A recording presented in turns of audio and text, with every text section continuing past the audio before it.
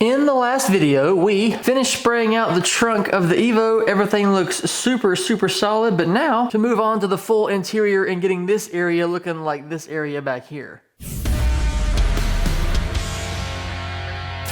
What's up, y'all? Welcome back. If you're new here, welcome to the video, welcome to the channel. Like I said, we're moving on to the interior of the car, into the cabin area, getting this particular area all cleaned up, get all the wires out of the way. We gotta get the seats back out, get everything in here as cleaned out as I possibly can, and then we're gonna spray the interior. I am not gonna be able to get all the wiring out of there. I've already decided that, so we gotta figure out some way somehow to like hang it up, clip it up, get it out of the floor as best we can. That way we can at least spray it down in there. But yeah, we just gotta figure that out. So let's just dive in and get to it. You know, from the looks of things got really dusty in here with the last project. I must have had a couple of spots that I didn't put tape to block off the holes because we got quite a bit of dust going on. We're definitely gonna have to make sure we block all that off this time. That way it doesn't go into the trunk that we just sprayed. So I guess let's just start getting things out of here, wiping some things off.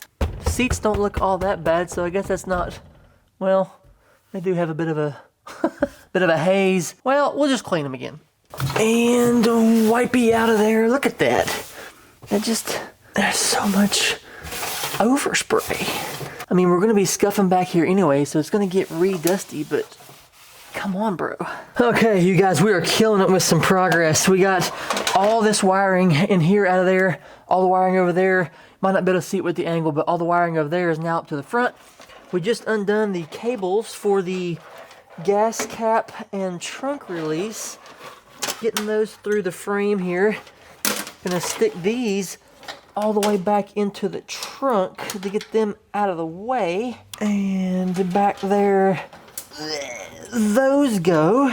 Perfect. I'm gonna go ahead and get this seat out of here. That way it's just out of the way.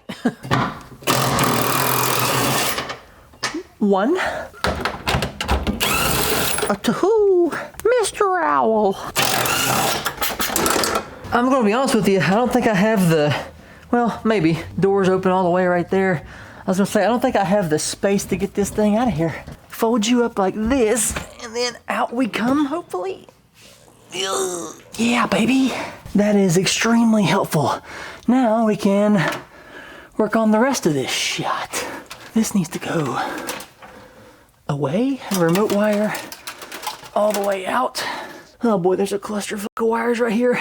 Now see, right now, I'm not sure what I'm gonna do with the fuel pump harness here.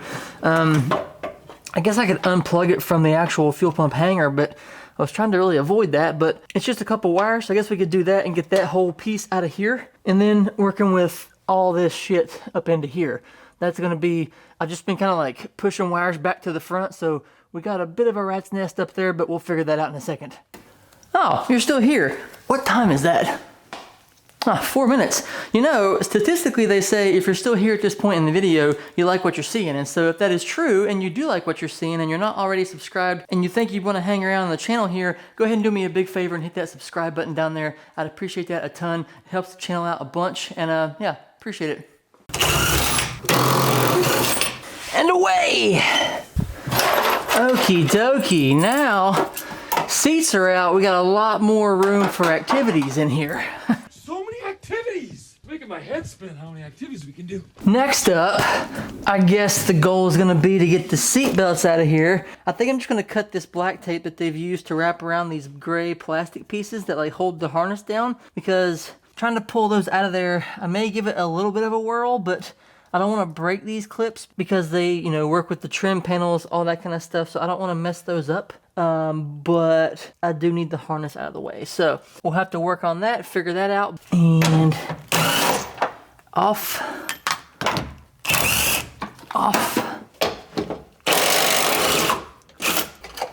Seat belts are out. How do you release? Come out. There you go. Well, as it turns out, I can get the whole harness out of there. Look at that. So I'm gonna take this whole thing and run it through that hole back there. In you go. I hope this fits in there properly. Oh yeah, look at that. I think they may have designed that hole just for that. Oh hell yeah, and then I can take this that I dropped in there earlier and just run it through as well. The whole harness is out of the front of the car. I did not think that was gonna happen. Gotta be honest with you. Moving along.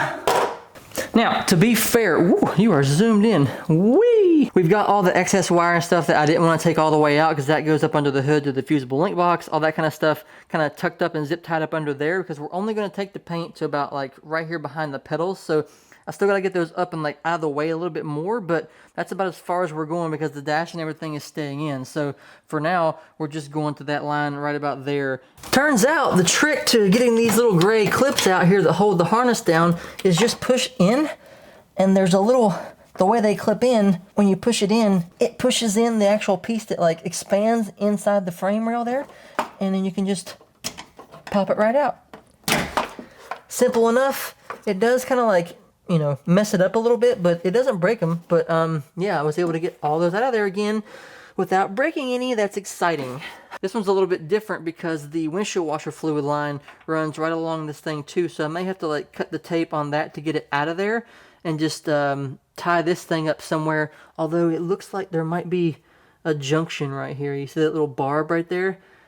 There may be a junction. That might be an excellent, excellent thing right there. So I'm going to start cutting this tape off of here, and we'll figure out if this is a junction piece right here, but it looks like it is to me. That will make things much, much simpler. And we'll just go back through that. Like, this is super simple, like right here. So we can just go back through and retape this stuff later. Oh yeah, this is a junction for sure. We should just be able to pull this apart. Yeah, whoopsies, we're squirting. All right, that is awesome. That junction really, really helps out. So let me get a towel. Whoop, we're still squirting. I'm just gonna let it run out. Yes, sir.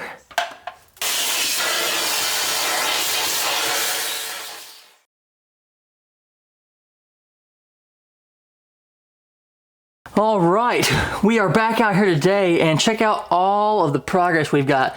Every wire is tucked away. We got the shifting area out of here. Got those shifter cables kind of zip tied up to the top of the dash here to kind of get them out of the way so we can get up under here. And now I'm kind of going through, I was gonna leave this sound deadening stuff in here because it just, whenever I did the dry ice thing, I couldn't get to this part because I didn't have everything out of here. But now that I do, I'm like, do I really want to leave it? And so I was trying to like knock it out with a screwdriver, and it is coming off pretty easy. So I think it's just old dry rotted stuff, obviously, and so it can come right off if I just tap it gently. So we got this whole section up here out of the way.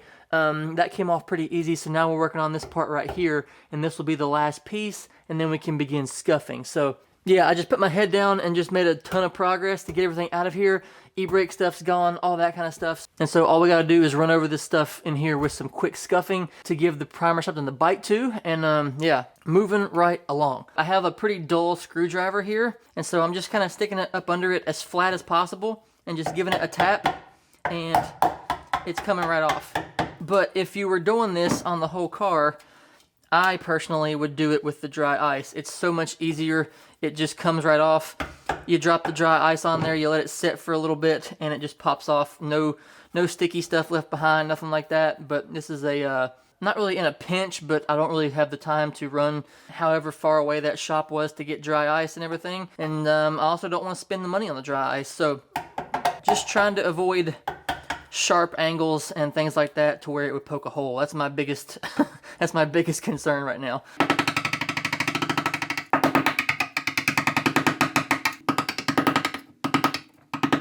Here in this section, it was coming off in much smaller chunks, but still came off pretty easy. Like I said, dry ice is the way to go, but this seemed to work out okay. Okay, we're good. I hit one more spot that I couldn't let go. I don't know why, but the nerves are over with now. That was pretty nerve-wracking because I would have hated to have gotten to this point and put like a hole in the floorboard, like I said earlier. I just, after the truck cab that I put a hole into, granted it was a whole different thing, I was like knocking out spot welds. I just didn't want to like put a little hole into this thing at this point in the game. So yeah, all that's done. Everything's taken care of. Here's how everything looks. And now we can move on to the scuffing part and getting everything in here as scuffed up as possible. I'm not going to go all the way to the top. We got to put some plastic down, all that kind of stuff, but we're almost there. So yeah, let's grab some Scotch-Brite pads and get to scuffing. All right, I'm not gonna sit here and make you guys watch all this, because for me, this is gonna be hours. I'll check back in periodically once we get some good progress on the scuffing and stuff like that. But yeah, for you guys, a couple seconds. For me, who knows how long. I said I wasn't going to show a lot of this, but this was pretty much the process for the next, I don't know how many hours.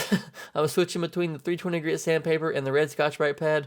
I had originally used the red Scotch-Brite on the glue on the floor though that was left over, but it worked pretty well everywhere else, so I was using it pretty much everywhere. I used the red Scotch-Brite in a lot of the bends and the curvatures and stuff I couldn't really get to with the paper, but yeah, just tried scuffing it up best I could, and it just took a long time.